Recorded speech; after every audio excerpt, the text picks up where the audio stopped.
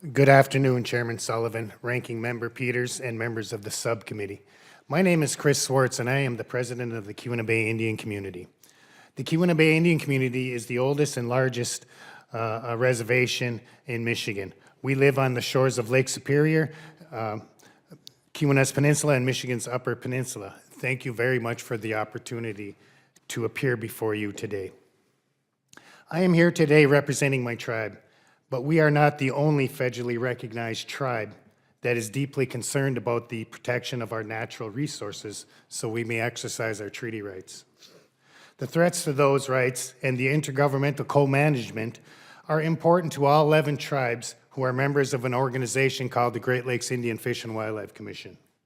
The Great Lakes Indian Fish and Wildlife Commission is an extremely important organization made up of 11 tribes that retain treaty rights to hunt, fish, and gather in the treaty territory ceded to the United States in the mid-1800s. Vast portions of Lake Superior, Huron, and Michigan were ceded in the treaties of 1836 and 1842.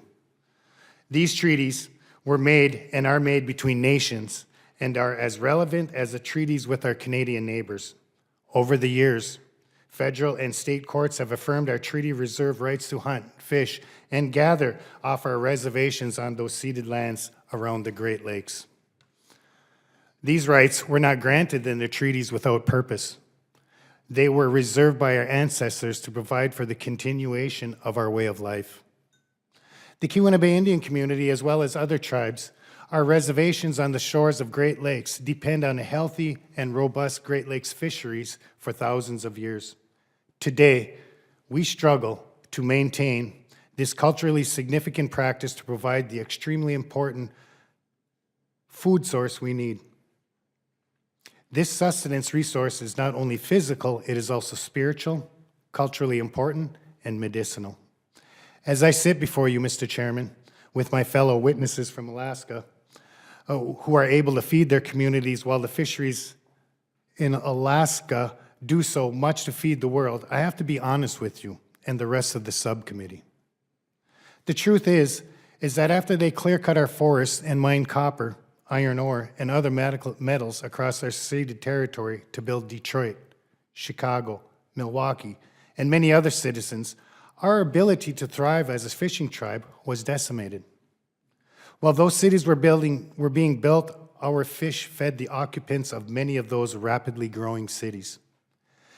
Had not taken place, I assure you, we would be competing with Alaska on the commercial fishing front.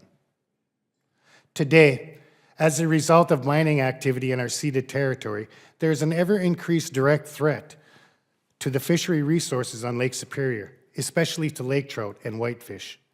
A highly important whitefish and lake trout spawning reef near Grand Traverse Harbor is being literally smothered by mining waste.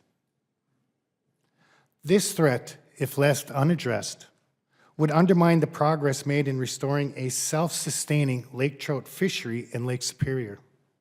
In addition, in failing to uphold our international agreement with Canada in these regards, this threat further undermines the ability of my tribe and others to sustain themselves through the harvest and sharing of fish.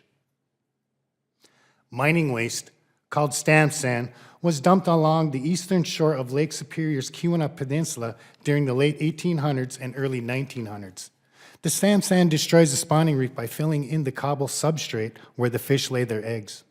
The stamp sands also contain high levels of copper, mercury, arsenic, and other contaminants toxic to aquatic life. As such, juvenile fish are not found in shoreline habitats that are covered in stamp sands along this reef. The Great Lakes Indian Fish and Wildlife Commission were pioneers in identifying this problem and have been more than just advocates in identifying solution. My tribe and other Great Lakes tribe will depend on the Great Lakes Indian Fish and Wildlife Commission to work with many others to solve this problem and fulfill the obligation of international treaties and agreements with Canada. We are taking action. Federal, state, and tribal managers have coordinated to take immediate steps to protect the viable portion of the reef. This past summer, dredging of stamp sands occurred in Grand Traverse Harbor and the adjacent beach area. In addition, funds were committed to dredge a trench or trough that has protected the reef, but has now filled up with stamp sands. This dredging is estimated to provide 3 to 5 years of protection for the reef, but the trough will refill and stamp sands will again encroach upon the reef. A federal state tribal task force is now being established to explore long-term solutions to the problem and identify sources of funding. There is no one partner that can accomplish this work. A commitment and cooperation by all affected governments will be necessary. In closing, I respectfully request congressional support of the intergovernmental task force created to develop locally driven solutions.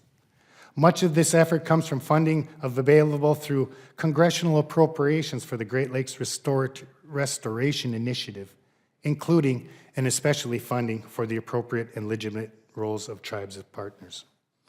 With this effort, we can prevent the damage occurring at the spawning reef and actually make some semblance of progress in restoring the tremendous potential for the Great Lakes to become on par with Alaska in feeding an ever-growing world.